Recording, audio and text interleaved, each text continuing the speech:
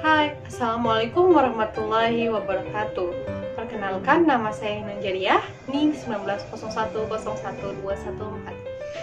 Kali ini saya akan menjelaskan terkait dengan materi pembelajaran akhlak terpuji dan akhlak tercela. Dalam kehidupan ini kita harus memiliki akhlak, baik itu akhlak tercela maupun akhlak terpuji.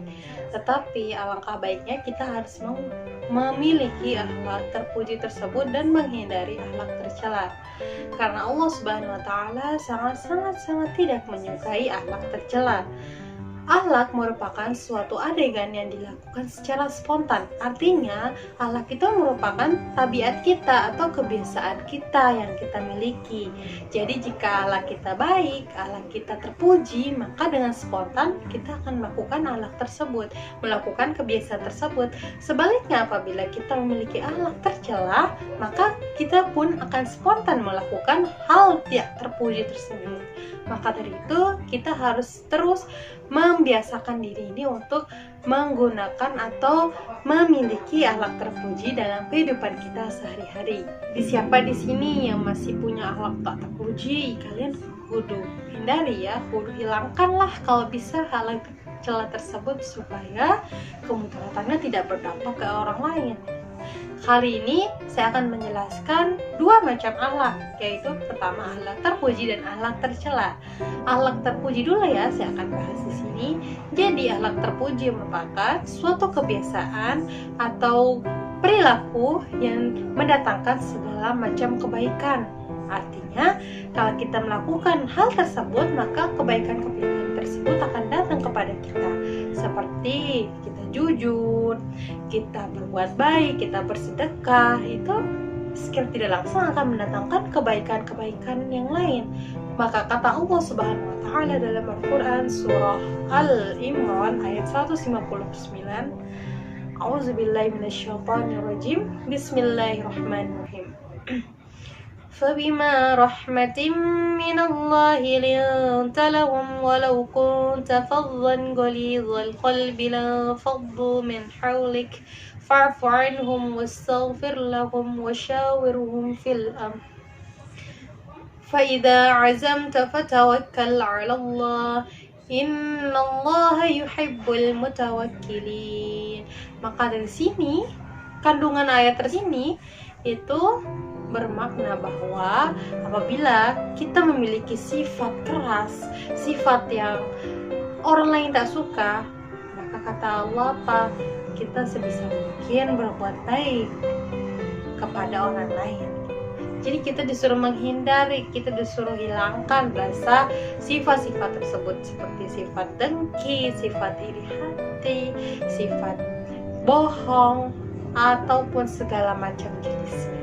Jadi kita disuruh menghindar dari sifat tercela tersebut dan membiasakan diri untuk memiliki sifat terpuji. Seperti itu. Jadi di sini apabila kita memiliki sifat terpuji atau akhlak terpuji dalam kehidupan sehari-hari kita, maka tentu kita akan banyak atau lebih disukai oleh orang lain. Sebaliknya, apabila kita memiliki sifat kurang terpuji atau akhlak tercela, mazmumah dalam hal ini, maka orang lain pun tidak akan senang dengan kita. Logikanya seperti ini. Kalau kita punya teman, kalau kita suka memberikan hadiah ke teman-teman kita, orang lain suka nggak sama kita? Ya jelas pasti akan suka kepada kita. Begitupun dengan akhlak tercela. Apabila kita suka menggunjingi orang lain, suka mengusili orang lain, ataupun suka menghina, mencela, mencaci maki orang lain tak akan suka dengan hal itu. Maka jelas akhlak terpuji itu harus dibiasakan dari diri kita supaya bisa tertanam dan menjadi suatu kebiasaan dalam kehidupan kita. Kemudian yang kedua yaitu ada akhlak mazmumah atau akhlak tidak terpuji. Mazmumah merupakan suatu perilaku atau kebiasaan yang mendatangkan kemudaratan bagi lingkungannya maupun bagi dirinya sendiri. Artinya di sini ada dua yang menjadi sasaran utamanya dalam perilaku akhlak tercela. Pertama, dirinya sendiri, dirinya akan rugi terhadap perilaku yang ia miliki. Kemudian dia akan merugikan juga untuk orang lain, karena dari perilakunya tersebut orang lain akan merasa risih, orang lain akan merasakan kehadiran itu menjadi suatu hal yang tidak diinginkan. Nauzubillahi min dzalik. Maka kita sebagai insan yang memiliki iman dan takwa, tentunya kita harus menghindari sebisa mungkin jangan ada di dalam diri kita, karena itu sangat tidak disukai juga sama Allah Subhanahu wa taala. Allah Subhanahu wa taala berfirman dalam Al-Qur'an surah An-Nisa ayat 148. A'udzu billahi minasyaitonir rajim. Bismillahirrahmanirrahim. La yuhibbullahu al-jahra bis-su'i minal qawli illa man zulim wa kana Allahu sami'an 'alima. Maka dari sini Allah itu nggak suka orang yang berkata buruk, melakukan suatu keburukan. Ya, apalagi di sini konteksnya adalah kita berkata kasar. Berkata kasar termasuk akhlak terpuji. Apalagi dengan melakukan hal yang lebih dari berkata kasar seperti mencuri, berjudi, berzina, nauzubillahi min dzalik, dengki, iri. Itu sangat dilarang dalam agama.